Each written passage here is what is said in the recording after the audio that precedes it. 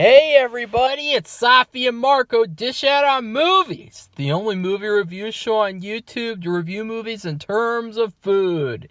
And it's just Marco here once again to to redo the Oscars.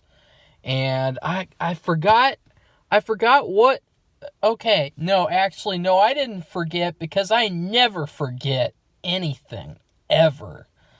I am going to call these are not the Oscars, because obviously the Oscars are copyrighted and trademarked, so I can't really call these the Oscars redo. So these will be called the Jones Awards, in honor of Jennifer Jones, my favorite actress. So let's get started. I would stand and do this live on video, but I am currently recovering from plantar fasciitis in my left foot. And also, funnily enough, last month something hilarious happened. Sometimes I do get the dates screwed up for things, release dates, and in this case, last month, I thought the Oscars were on at the very end of the month.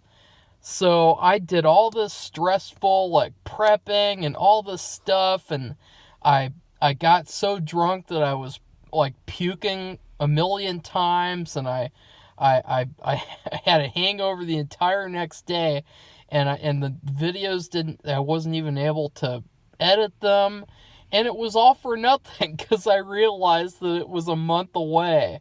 So I stressed out completely. I practically put myself into a train wreck for nothing.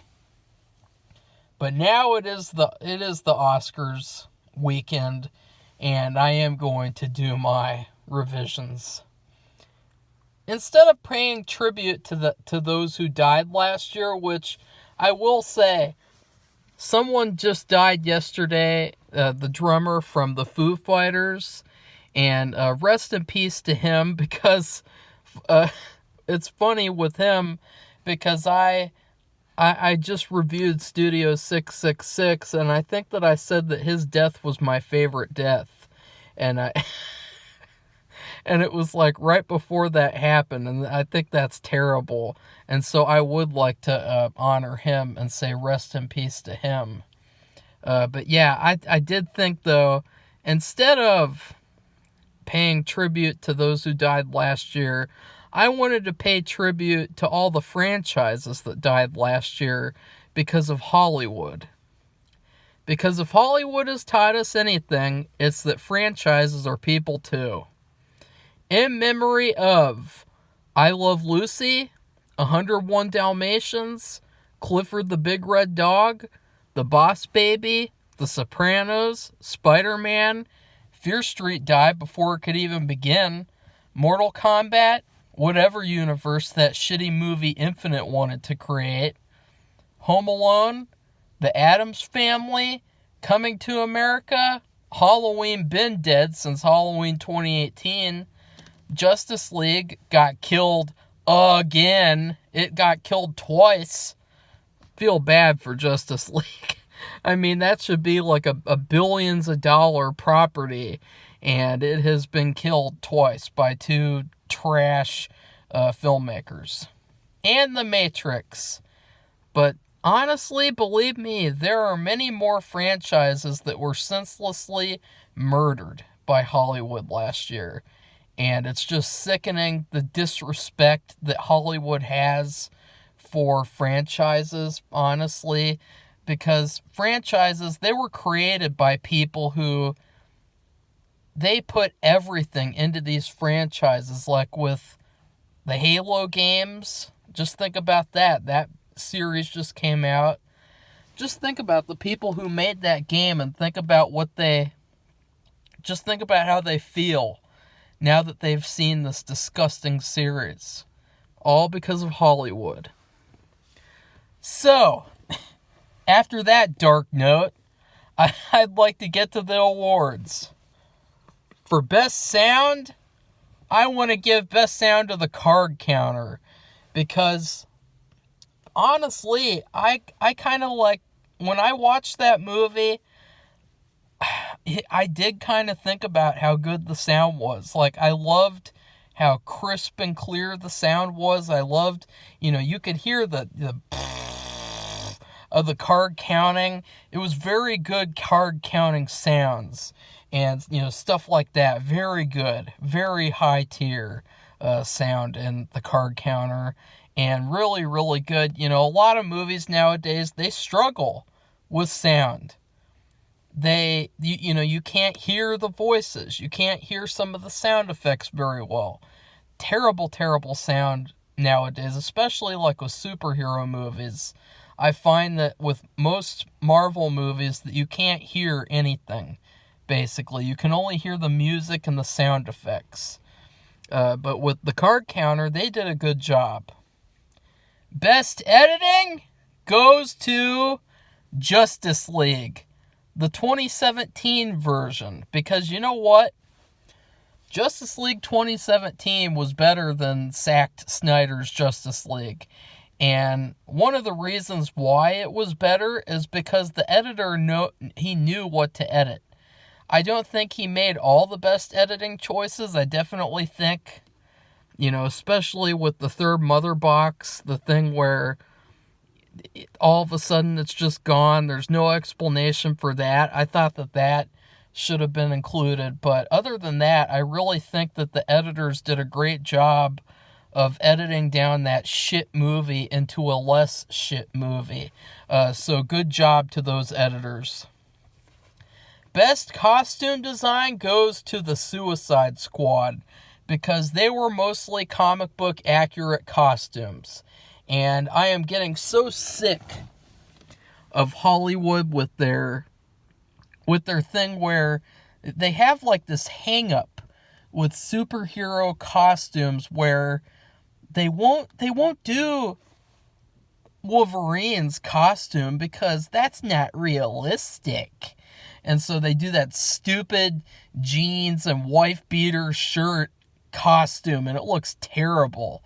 It looks awful. And he should have been wearing the Wolverine costume. Well, guess what? If James Gunn had made it, if he made it like with the Suicide Squad, he'd be wearing the costume from the comics. Like, why even make the fucking movies if you're not going to put the superheroes in their correct costumes? Waste of time. Get rid of this mindset where you think it's gritty and it's realistic to have superheroes wear khaki pants. Like, there's some sort of a fixation with khaki pants. Like, why is khaki pants real, but then a costume isn't?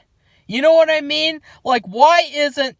I mean, those costumes were so good, like the Peacemaker one where he has that goofy, like, metal helmet. I love that. And they had that brilliant shot in the movie where they're doing the fight, Peacemaker and Rick Flag, they're fighting, you can see the reflection in that cool helmet. That was so cool. That has got to be one of my favorite comic book moments of all time. And it partly, one of the reasons I love this movie is because of the costumes. Such great costumes. Like, even though I hated Harley Quinn in this movie, I thought she was terrible as usual, her costume was pretty good. It was much better than the slutty Hot Topic roller rink girl from Suicide Squad 2017. Even though I did like how that costume looked on her, if you know what I mean. Best cinematography, I have a couple of choices. Benedetta, Titane, the French movie, Titane. Oh, they're both French. Benedetta and Titane. Titane, or The Suicide Squad, or Zack Snyder's Justice League. And I gotta say, for all the shit that I give Zack Snyder, he really knows how to do cinematography. Like, if I would have to want one thing from him in the future, I would want him to do, like, a cinematography masterclass. Because I would buy it day one. Because I'd like all my movies to look like his do, because visually he knows how to frame shots. He knows the best shots to do for the most part. And honestly, like, even though I really hated that Justice League movie, he did such a great job at making it look like a comic book. Like, he really knows how to do that. But honestly too, I gotta give him the Oscar. I mean, the Jones. I gotta give him the Jones for best cinematography.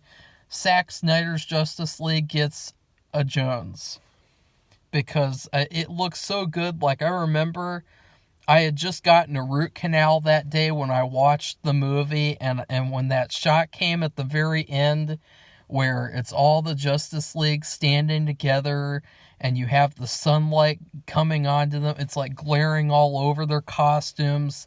It was such a cool shot, and such like a nice, like, satisfying, inspirational shot. And it's all because he knows how to do cinematography. So I will give Zack Snyder that acknowledgement. Production design goes to Halloween Kills, and that is from Safi.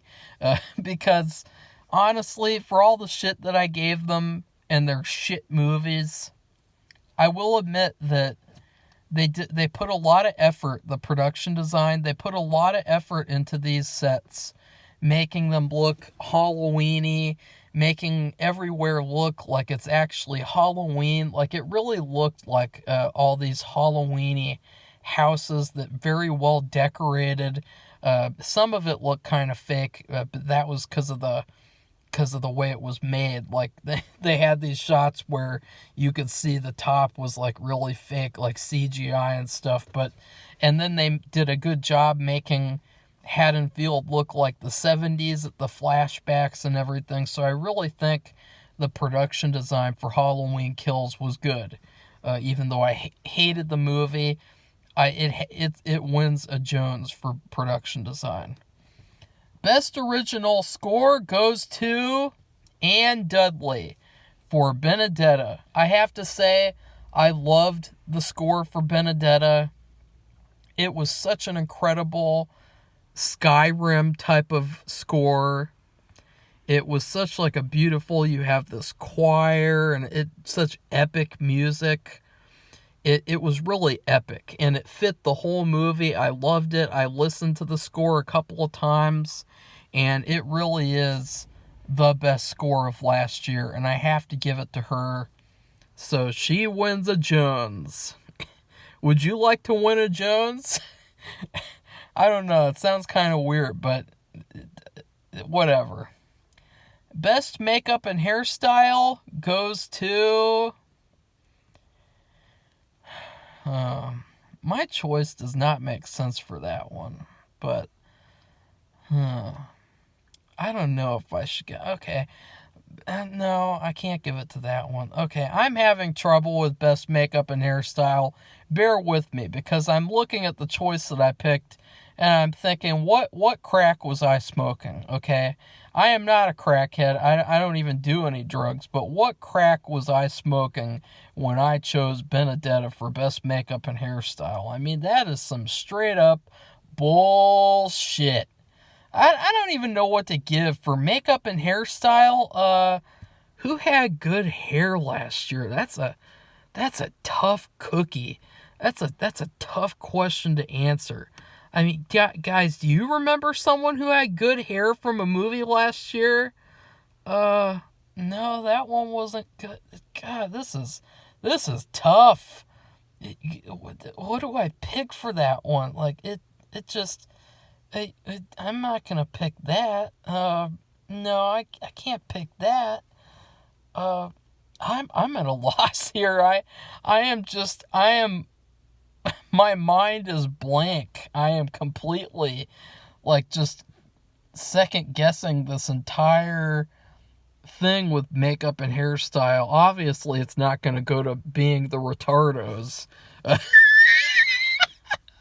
The plastic surgery Lucy movie. It's not going to that. Oh God, what do I do? Guys, what do I do? See, this is why the Academy has more than one person, even though their choices suck. This is why they have more than one person, because so that they don't have moments like this where they're like, I am not giving best makeup and hairstyle to Benedetta. I'm sorry. Shit. Skip? Can I say skip?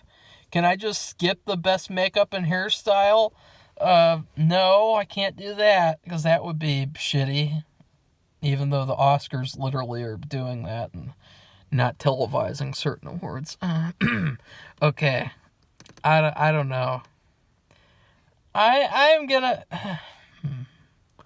See, I really like to give best makeup and hairstyle to Titane, but in Titane, they had this thing where the main character is a woman, and she wants to make herself look like a man, and then everyone believes she's a man, and it's like, she doesn't even look like a man. She still looks like a woman, so that's pretty bad. I can't award that for best makeup and hairstyle when it was that poorly done. I mean, you could clearly tell it was still a woman, obviously. I've seen tons of women who look like that, and they still call themselves women, so, I don't know.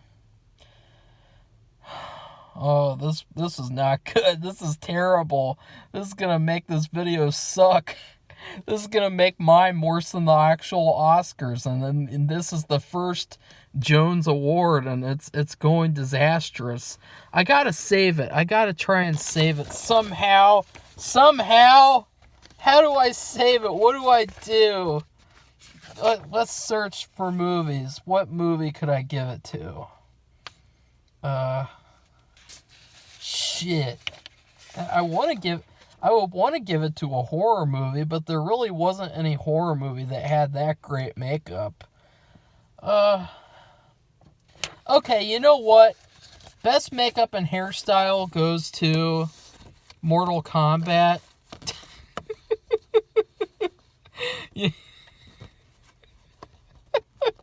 Because you know what? For Mortal Kombat, a lot of the costumes look great. A lot of the hairstyles and the makeup look great. There were a couple that looked terrible, like Token Raiden. He looked awful. He's probably one of the worst adapted video game characters I've ever seen. You know, he had like this tiny little head and this giant hat. I mean, he looked awful. But that's costume design. That's not makeup and hairstyle. But makeup and hairstyle goes to Mortal Kombat. Yay! That's the only Jones Award it's ever gonna win. That's for sure. Best adapted screenplay goes to Benedetta. Benedetta, it really did a good job at putting that information out there in terms of the pacing, the story structure. It was very well paced. And a lot of movies, like with The Deer Hunter I just watched, it had terrible pacing. And it had this terrible story structure where there were all these questions that I had and all these scenes that just cut off. This story was very well thought out. It felt like a complete story. It had some nice calls to action, and it had good characters for the most part. So I really say best adapted screenplay, Benedetta. Best visual effects goes to Godzilla vs. Kong, because that was visual eye candy. Like, I know eye candy, you usually associate that with sexiness, like with Benedetta. That movie is just 2 hours of eye candy, if you know what I mean. Well, okay, there's some plague stuff that looks gross, but other than that, it is eye candy to the max. But Godzilla vs. Kong is visual eye candy. Like, you see these cool giant monsters that look pretty real, and they look pretty cool. And especially there's this part where King Kong goes to his world in the middle of the earth, in the core of the earth. Oh shit, my voice cracked. I have this running joke where I say that every video now my voice will crack. It used to be where every video I would burp, but now for some reason every video my voice cracks. Maybe it's just a self-fulfilling prophecy or something, I don't know. But that world that they had was really, really cool and colorful. And then they have that beautiful, beautiful final battle in that rainy city. Wasn't it rainy? And that neon city. And then they had the Mecha Godzilla. I mean, some great visuals. Definitely the best visuals of the year. Best original screenplay is Pig. I really, really liked Pig. It's just, it had a couple of issues. The first half in particular was very boring because there wasn't like really any dialogue, and so I was kind of starting to fall asleep. But when you really find out what the story is, it's actually a really, really good story. I love the twists and I love the dialogue. There's a smart, funny dialogue in this movie and some fantastic characters. Like, there's a villain in this movie, but he's really not a complete villain because he's such a well-done three-dimensional character that he's not so much of a one-dimensional villain. And Nicolas Cage's character, he has so many layers, and you really, really like his character. He's definitely one of the best characters of last year. He was such a great protagonist. Great screenplay. Best director goes to Julia Ducournau for Titane. You win the Jones Award for Best Director. And now here's the thing. I love Julia. I love her as a director. She is a great director. You know why? Because she is a weirdo. And we need more weirdos like her in Hollywood and less directors like, I don't have any immediate examples, but we need more weirdos like her. She takes a lot of chances and she listened. Somehow she listened, even though I never did a review for Raw on video. When I reviewed that movie, I said that movie sucked because it had this story, but the story was trash. The best stuff, it had all this artsy stuff, and the best stuff was pretty much that. And so I said, Julia, either do one or the other. Either have a complete, intricate story that you write and you think it's a really good story, or just go full-on art house explosion. Guess what she did? She went full-on art house. She stuck to her guns. She stuck to one style, and she did a damn good job. And I can't wait to see the next movie that she directs. She is the best director of 2022 by far. And it's a shame she wasn't even nominated. Typical Hollywood, not letting women win awards. Typical. See, I can be woke too, so suck on that. Best supporting actor, I have a couple to mention. Hiroyuki Sanada in Minamata. He did a really good job. He's from Mortal Kombat as well. And he played the leader of the protesters. And he gave an intense performance. I really loved his character in the movie. He definitely stood out at the end of the year. I thought, what is one of the best things about this movie? Him. Because he was such a powerhouse. I really would love to see him in a leading role. Or J.K. Simmons in Being the Retardos. J.K. Simmons, even though I hated this movie, J.K. Simmons as Fred, he did an incredible job. I loved his performance as Fred. He was such a great Fred. Like, he really was the best thing about the movie. Like, even though he didn't have a fat suit on, which was really weird, he was such a great character. He had a lot of heart to him. and he was funny, and he did such a good job. Or Bradley Cooper in Licorice Pizza. Here's the thing about Bradley in Licorice Pizza. He's only in the movie for like 3 minutes, but he steals the show. He completely steals the show, outshines everyone, gives an incredible, hilarious performance. Great job. And it just shows that you can do a lot with a little. Or Willem Dafoe in Spider-Man No Way Home. I gotta say, like, even though I hated Spider-Man No Way Home, Willem Dafoe was a fantastic villain.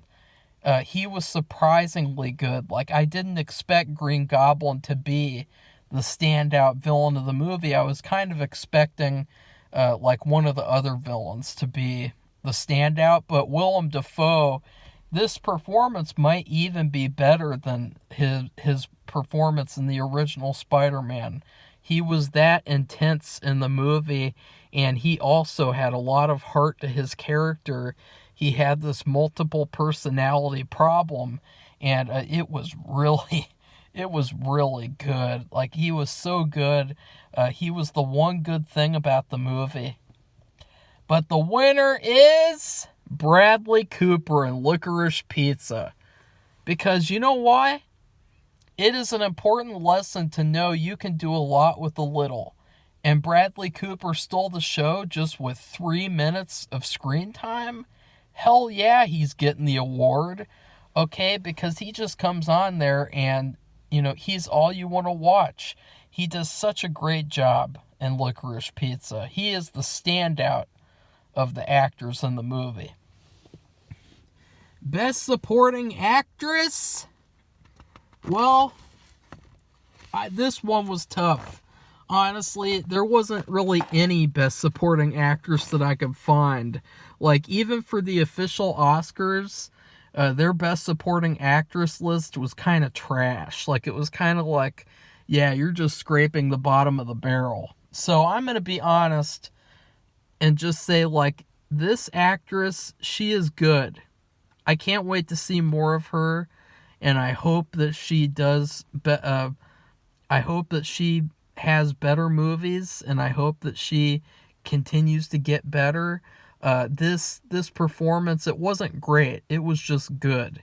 And in any normal year with good movies, she wouldn't even be nominated. So I'll just say that. Daphne Patachia in Benedetta. She played the secondary female lead, kinda, and she did a pretty good job. I liked her the entire movie. It's just, it wasn't really anything special, but still, I definitely think from last year, she was the best one of the whole year in terms of supporting actresses. So it was by default, basically. Best animated movie? I only saw one animated movie last year, and it is the best one for sure. I mean, I'm not even going to pretend like the ones from last year could be better than this, because straight out of nowhere, Scooby-Doo meets Courage the Cowardly Dog. That was a fantastic movie. That was something that, as a kid, I never thought I'd get to see that. I mean, I'd never, as a kid, thought I'd get to see Courage meeting Scooby. It was such a dream come true. It was funny. It was fun. It gave me everything I wanted. It had a couple of issues that I kind of don't care about anymore, but it was such a good movie. Such a damn good crossover movie. Best original song is Superman Rising in Zack Snyder's Justice League by Tom Holkenborg. And I gotta say, like, when I listened to the songs from last year, that one was the one that stuck out. It was such an incredibly inspirational song, and I loved how it took music from past movies in this Snyder universe, and instead of like doing something new and not using that, it built on that music and made it even better. And so I love when sequels do that, when they take things from the first and they build on them. So, yeah, Superman Rising, best original song. Best foreign film is... This one is tough because we have 3 nominees. Titane, or Riders of Justice, or Benedetta. This is tough. Very, very tough. All 3 solid films. All 3 I would watch again. All 3 I would recommend to you.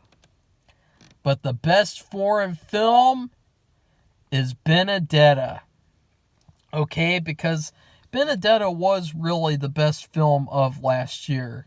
It was such a great film. It was so intense and suspenseful, the way that the whole movie you're wondering what the truth is, and the characters were really great. You know, you had some complex characters who kind of switch sides back and forth, and you have this main character, this Benedetta, who, you know, she's really, really like an interesting character because she's kind of like an attention whore from that era. And the question is she telling the truth? Is she lying? And what is going on with her? Because she's getting possessed.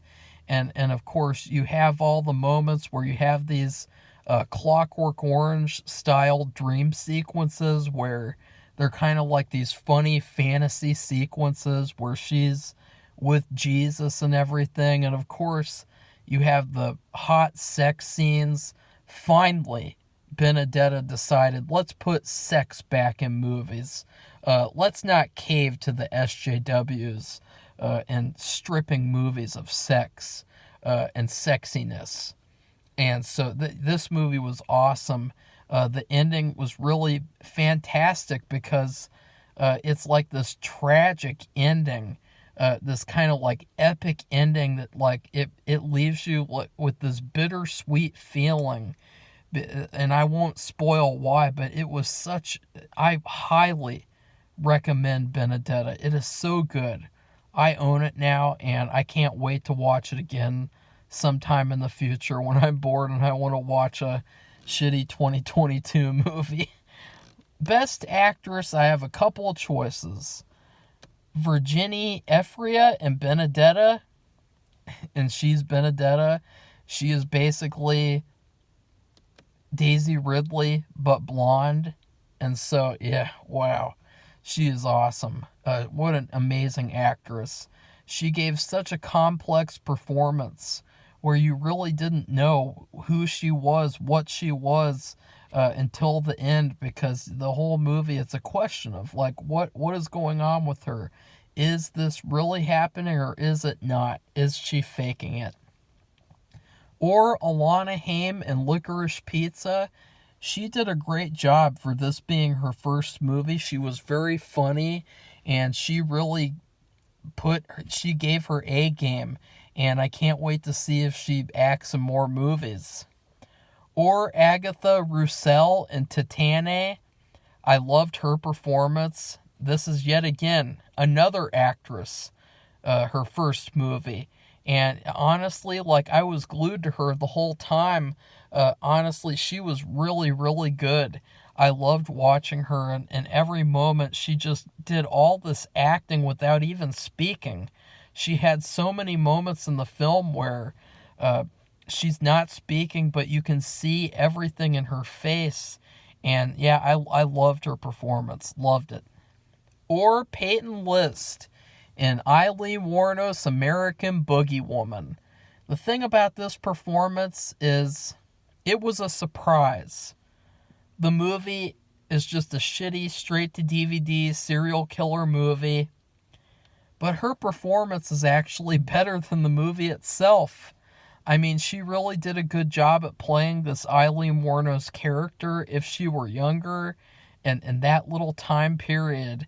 And she was pretty creepy the way that she she had this like innocence to her, but she was sinister on the other side of that. And so, yeah, she did a really good job. Or Kirby Howell Baptiste in Queen Pins. Now, she was really, really funny. I loved her in Queen Pins. Queen Pins was actually a pretty good movie. You know, it's pretty underrated. Nobody really talks about it, but it was pretty good, and I really thought that she was a standout in the movie. But the winner is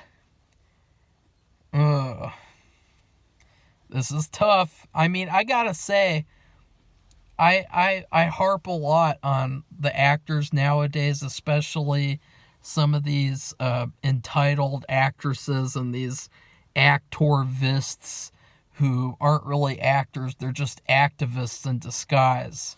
But I gotta say, like last year, we had some great performances from leading actresses. And so, with that said, I gotta say that Peyton List and an Eileen Wuornos American Boogie Woman, you win the Jones for Best Actress. Because you surprised me and you gave the best performance of the year. Completely out of nowhere. Shockingly good. Best Actor, I have a couple of choices here. Johnny Depp and Minamata, fantastic performance. One of the best performances from him in years. You know, he's in these recent years, he always does these roles where he's kind of goofing off in these stupid disguises. But in Minamata, he really comes back and he puts on this really, really good performance of this real-life photographer. And you really feel for him and you really believe that Johnny Depp is that guy. Like, you're not sitting there thinking, okay, this is Johnny Depp in a stupid disguise. No, you're thinking this is that photographer. So he was that good in this movie. Or Benicio del Toro in No Sudden Move. Now, first I'm going to take a drink of water. The first one I've taken in 38 minutes. Benicio in this movie, he was another one like with Agatha where he gave a great performance without even speaking. And honestly, like, he really was the best part of that movie. I'd love to see him in another gangster movie that has a better script. Or Luke Kirby in No Man of God. Now, this Ted Bundy performance, I said this in the review, he was perfect. He was perfect. Or Gary Hoffman in Licorice Pizza. I gotta say, Gary did a great job for his first movie. He was very funny. He was very charismatic, and you really were glued to him the whole movie as a protagonist. He was such a great main character, and you really wanted to see what happened to him, and you wanted to see his character win because his character, he's this very cool, like, entrepreneur, and, you know, he's cool. Or Oscar Isaac in The Card Counter. Now, even though I did not like The Card Counter, well, I think it's okay. I've watched it again. Oscar Isaac gave he gave a performance that was better than the movie itself. Like, his performance was intense. This movie was trying to be modern Taxi Driver, and honestly, I really wish that someone else would write a better script so that Oscar Isaac could give that same performance and do a modern Taxi Driver, because he's so good in this movie. He's just so good, and there's not one flaw in his performance. Or myself in Super Dumbasses. Now, here's the thing about Super Dumbasses. Everyone who has talked about the movie, everyone has said that I am the best part of it, and honestly, I am.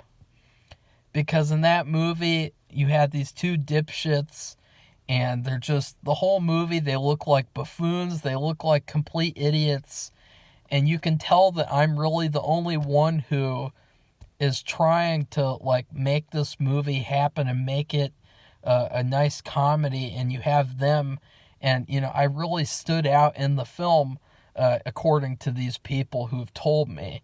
I know that sounds egotistical, but I just had to throw myself in there. I mean, come on, guys. If you were doing your own award ceremony, you would put yourself in a Best Actor category too. Because now I can say, like, I was nominated along with these other people forever. I'll just say, look, watch the Jones Awards, the first ever Jones Awards. Marco Carlson was nominated along with Johnny Depp and Benicio del Toro. So suck on that too, Hollywood. Or Alessandro Nivola for The Many Saints of Newark. Even though I fucking hate that movie, The Many Saints of Newark, I gotta say he did a great job. If I had expected for this movie to be all about him and like his stupid origin story, I would have really, really liked his performance a lot more in the initial review. Over time, his performance really stuck with me as this tragic character. He's once again a character with layers, with depth, and he is definitely one of the best actors of the year from last year. Or Richard Thomas, because he's Richard fucking Thomas. And I'll give Richard Thomas an award because I want to. The winner is Luke Kirby in No Man of God.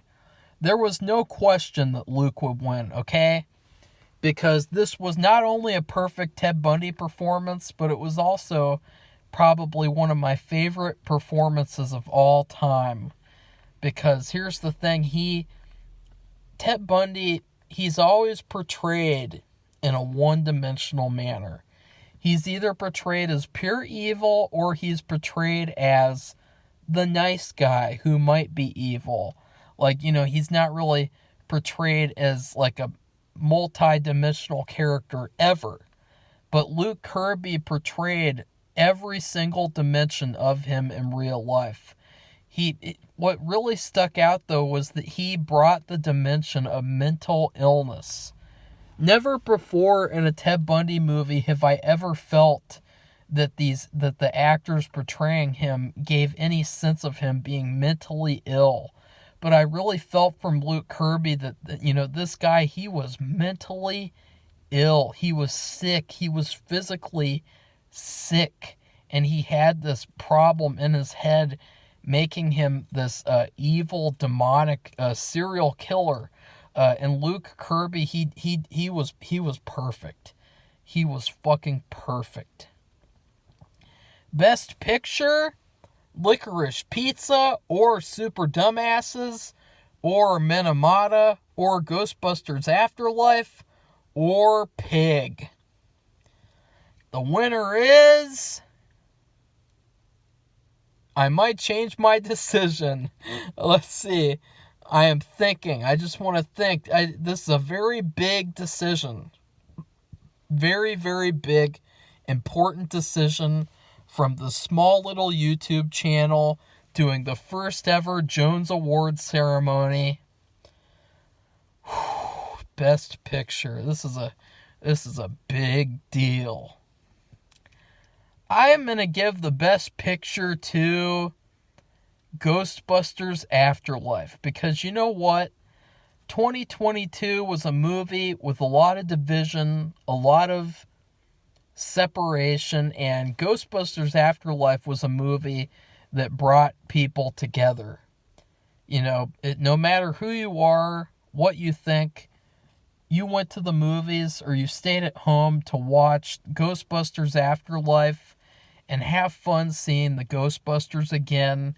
It really was an okay movie. It wasn't that great at all, actually. But in terms of Best Picture, I really think that it's a good movie to put in front of 2022. Because modern movies, they all suck. And, Ghostbusters Afterlife, it just happened to be the one that eked out as the Best Picture. and that I would recommend, like, out of all the movies, just watch Ghostbusters Afterlife. It was very pleasing. It was very comforting. It was like a comfort food type of movie, and it's for the whole family. And it might not be timeless, but it's still a pretty good movie at this time. So, so yeah. And I made a couple of my own awards. These are my own. These are the original Jones Awards. I'm going to take another drink of water.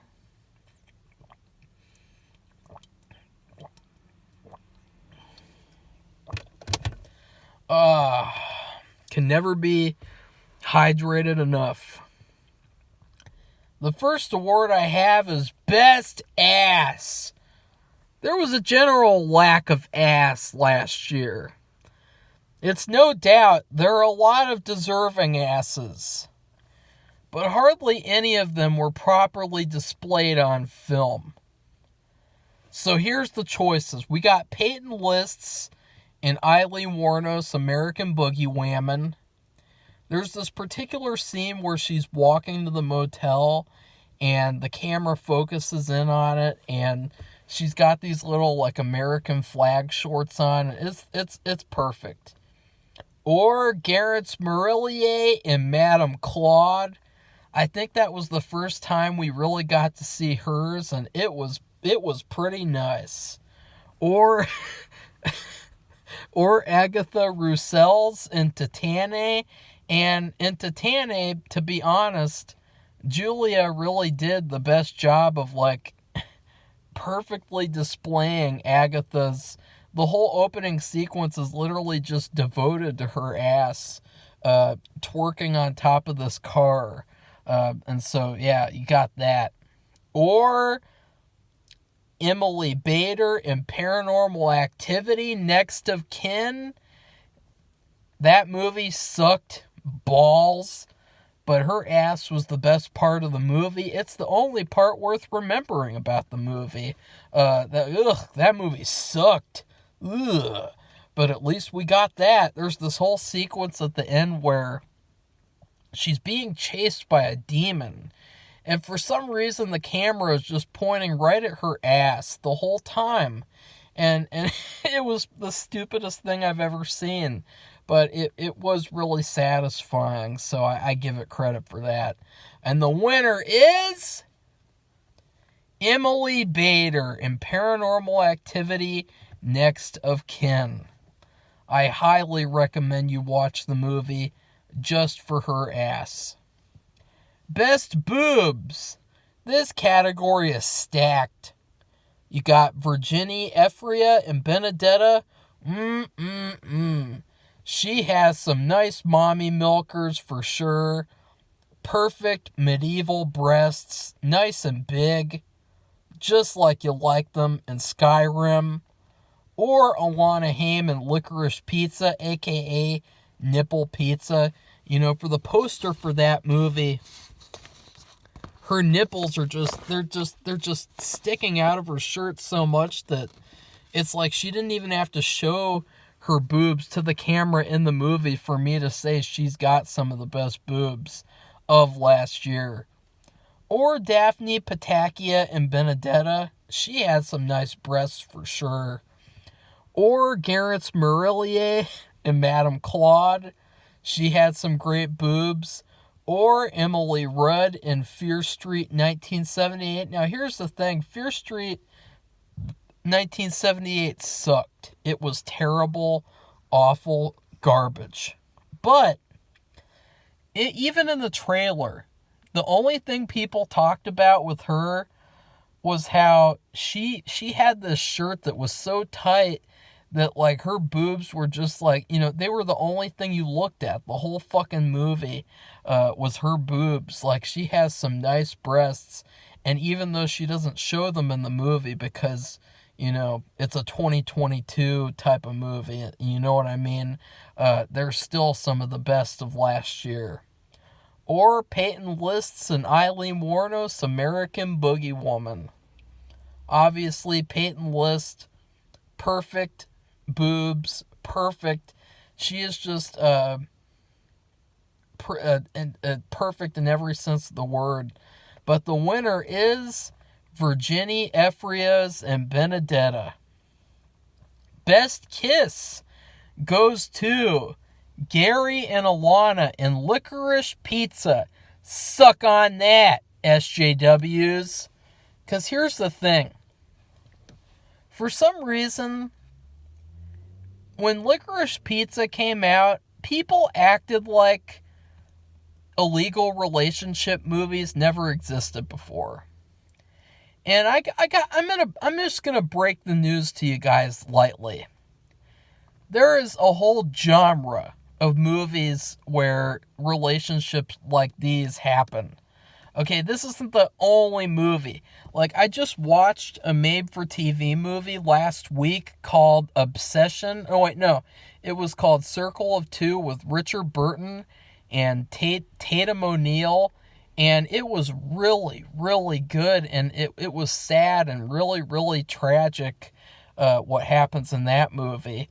And there was a really good kiss in that movie, too. But this and Licorice Pizza, Gary and Alana, at the very end of the movie, there's this really romantic scene between them where they both run to each other and they kiss each other and then they run away and, you know, you don't know what's going to happen. And it's just a really, really satisfying ending because it really, it's kind of personal because it makes you think about when you were a teenager, what it would have been like for you to kiss your older crush.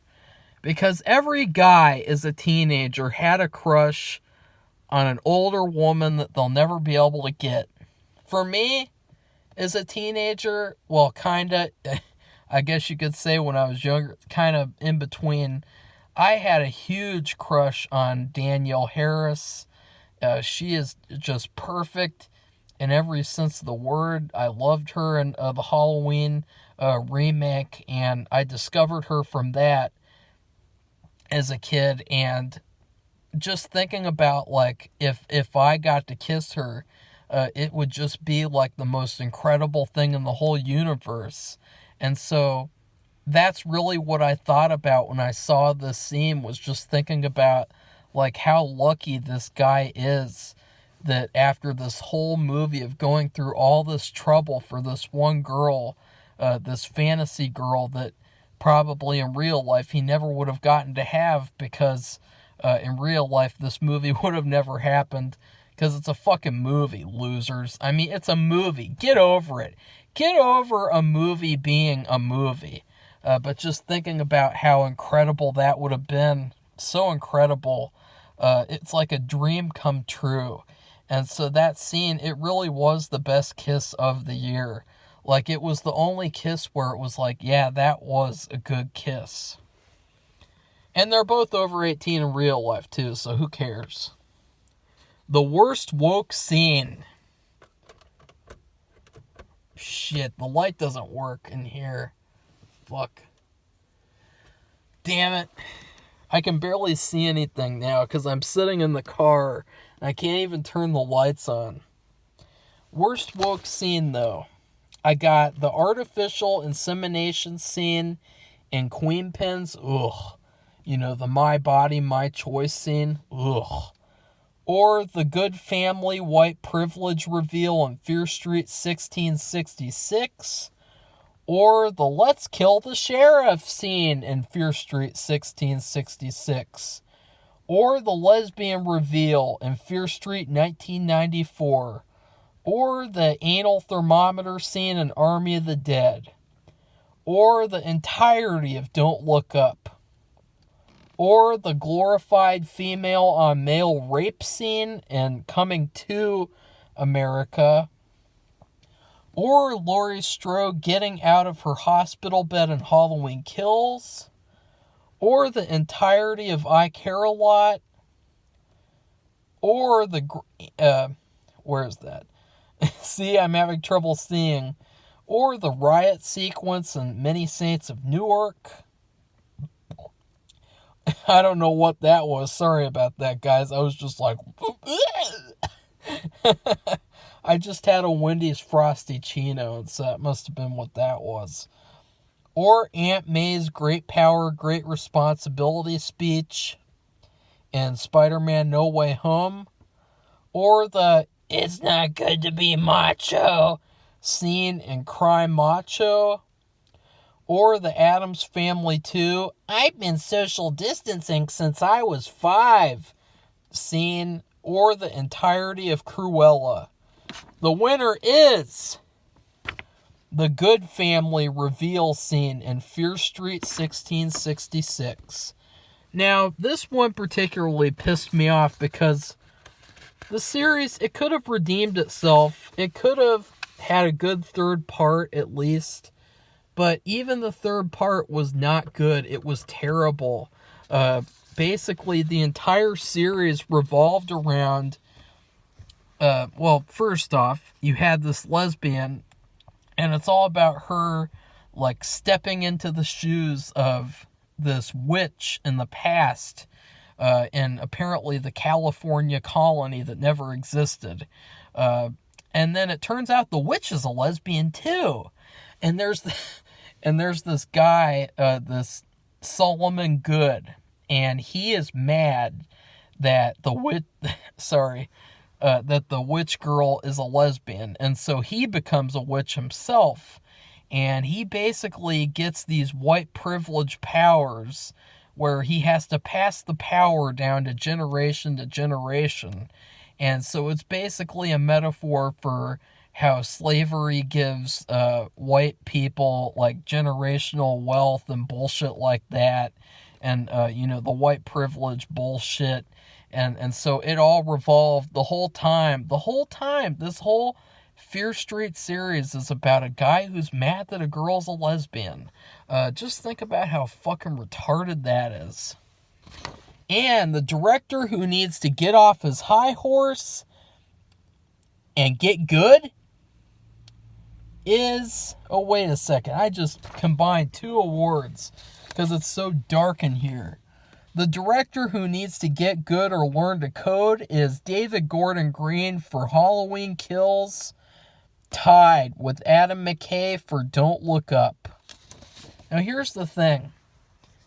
David Gordon Green, I am so sick of his trash Halloween movies where he just straight up copies other Halloween movies in the series, and that's basically the whole plots for these movies.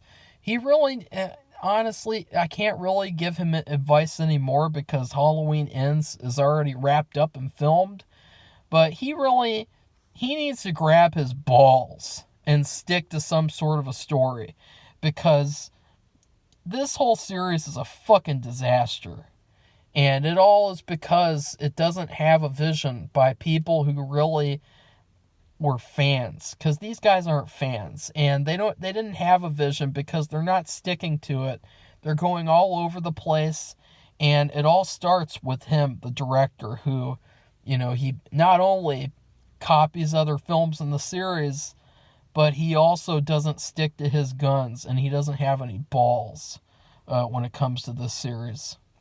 And then Adam McKay, the boomer, for Don't Look Up, just stop. Just stop. Like, Big Short was good. It was pretty good. Vice was not as good. And now this just sucked. And so, please get good. And stop sucking so badly. Stop telling boomer jokes. Stop being the boomer director, because you're just one giant boomer baby. Don't make these preachy movies where you have close-ups of Jennifer Lawrence scowling at the camera and telling the audience that we're all bad because we don't believe what she believes. Like, fuck off, boomer. And then the actor or actress who needs to get off their high horse and start acting. We have a lot of choices. Okay, here's some good light. Nicole Kidman in Being the Retardos, or Margot Robbie in The Suicide Squad, or Chris Rock in Spiral. Spiral. Remember that stupid ass shit? Or Mark Wahlberg in Infinite, or Louis Tan in Mortal Kombat, or Gal Gadot in Zack Snyder's Justice League. You know, that hell no! You know, her.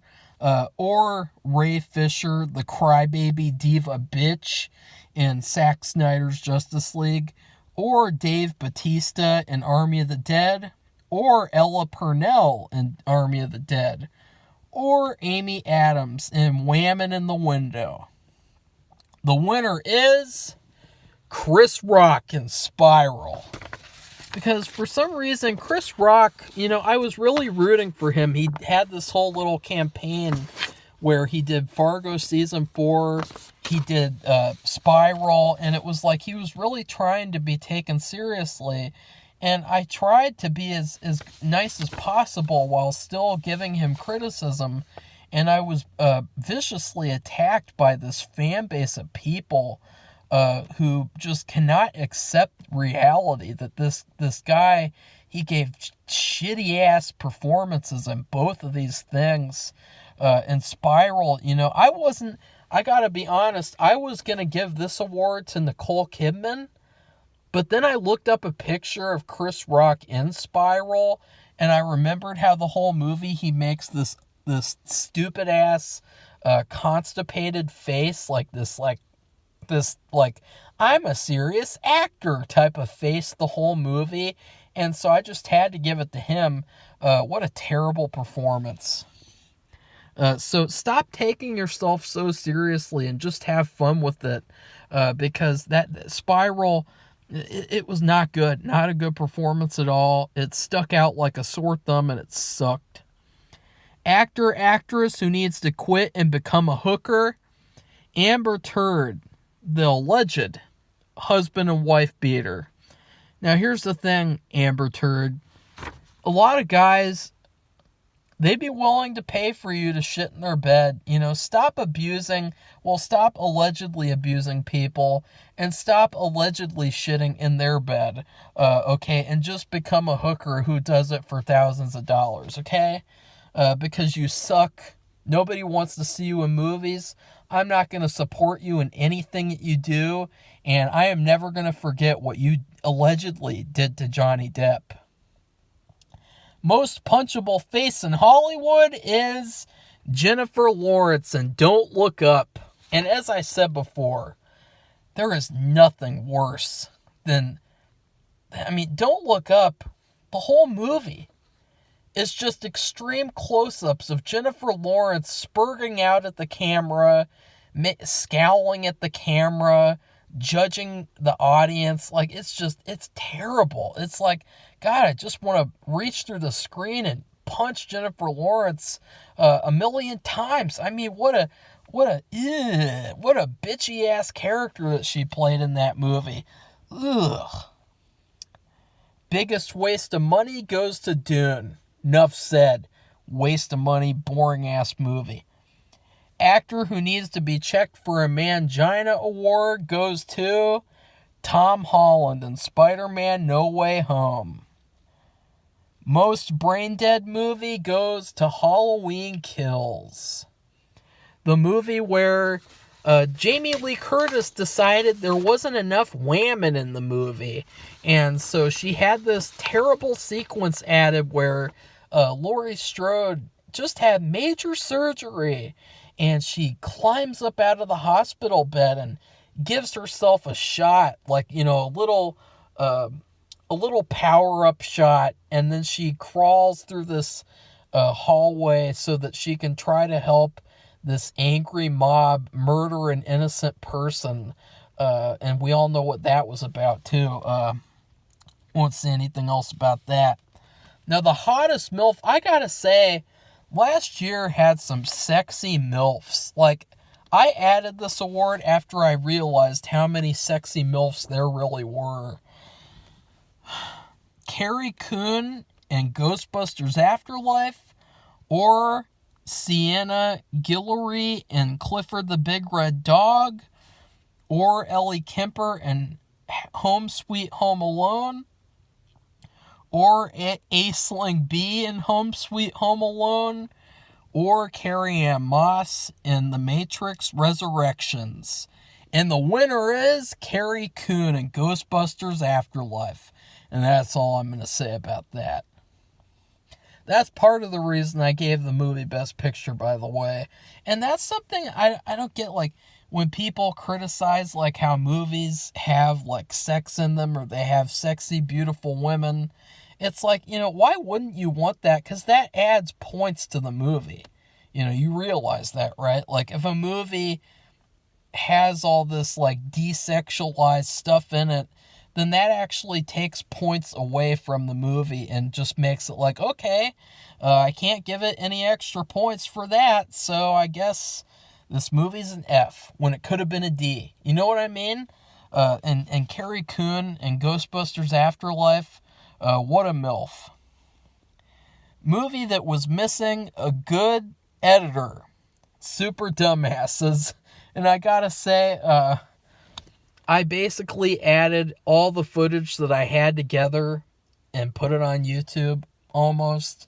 And I really think that it could have been edited better. It could have been edited down. And yeah, I don't think it was well edited by me, because I edited it. So there you go. Worst diversity hire. The director and writer of the Fear Street trilogy, who obviously, she's not a real fan of the Fear Street movies. She came in, she raped the series, she turned it into a slavery metaphor, a lesbian story, injected all of her agendas into the series, and ruined Fear Street forever. Or Tadanobu Asano, who played Token Raiden in Mortal Kombat. Or Jamie Foxx as Token Electro in Spider-Man No Way Home. Or Kiersey Clemens, who played Token Iris in Zack Snyder's Justice League. And I gotta say, she was really hot. Even though she was a tokenized character, she was really hot.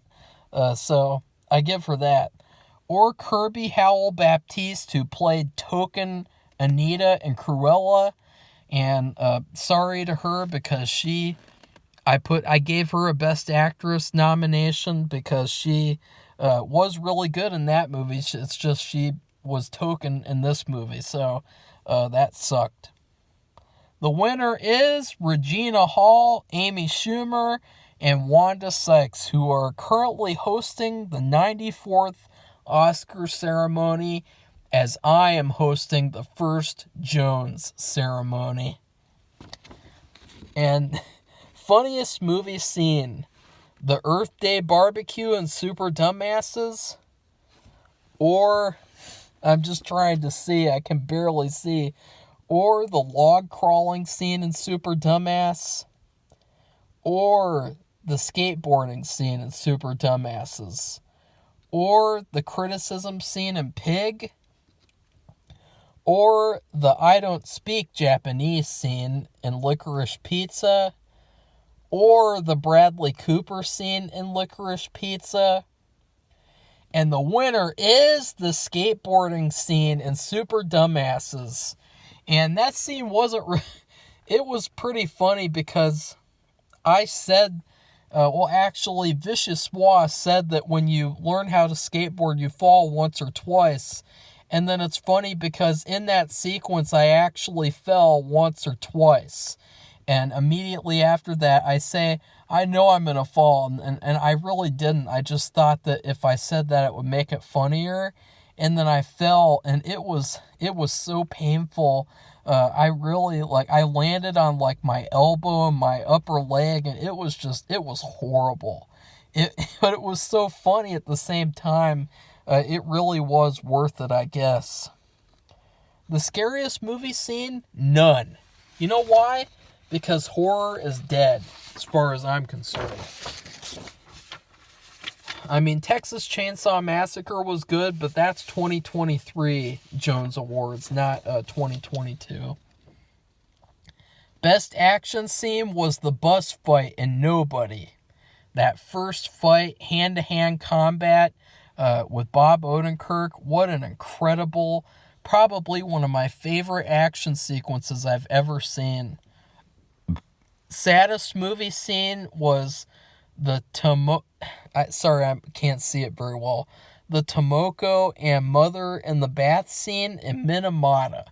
This was a very impactful and emotional scene for me. I had to hold back tears because honestly, I never knew about Minamata ever until I saw this movie, so it was a really informative movie for me, and this scene really hit me hard. Best up-and-comer is Maya Hawke in Fear Street 1994. I gotta say that Maya Hawke, if she had starred in the whole series, the movies would have been good. Like, one of the reasons why the Fear Street movies sucked is because it starred this girl who was like, she portrayed like this biatch of a character who just, she was so unlikable. Like, everyone said that they didn't like her, that they didn't like her character because she just acted like a biatch the whole series. Meanwhile, you have Maya Hawke at the beginning of the first movie, and she was really, really good. I really liked seeing her, and so I wish that I could see more of her in future movies, honestly. If I could cast her, I would definitely cast her. She'd be the first young actress that I would cast, if I could afford to cast like Hollywood actors. Best movie poster is Benedetta. Benedetta's movie poster, what's funny is that it's sexy and it's cool at the same time. You have Benedetta herself, and she's scowling. And it's probably the sexiest scowl I've ever seen. Like, nowadays you just have all these cardboard cutout feminazi characters. All they do is scowl, and they look so unpleasant when they do it. But somehow, like, Benedetta, when she scowls, it actually, like, kind of turns me on. And it's a great poster because it portrays, like, so much emotion without really showing a lot. Like, it's just her face. It's just showing you that this movie is going to be all about this character and the dynamics of her story, and, like, is she telling the truth? Is she not? What happened? What is going on with her? As I've said a million times. Great poster. The best stunts, Marco and Super Dumbasses, tied with the stunt team for VHS 1994 and the stunt team for Nobody. And I just had to do that because the stunts for movies have been long ignored by the Oscars for years. And so I am going to acknowledge the stunt teams for risking their lives, because in Super Dumbasses, I was really a dumbass. And I did that skateboarding scene without wearing any helmet or any protective gear whatsoever. And I paid for it for sure. I mean, I was in pain for a whole week. And I think I still have some sort of damage from doing that stunt. And so I really respect the stunt people for putting everything they have, putting their bodies on the line for these movies.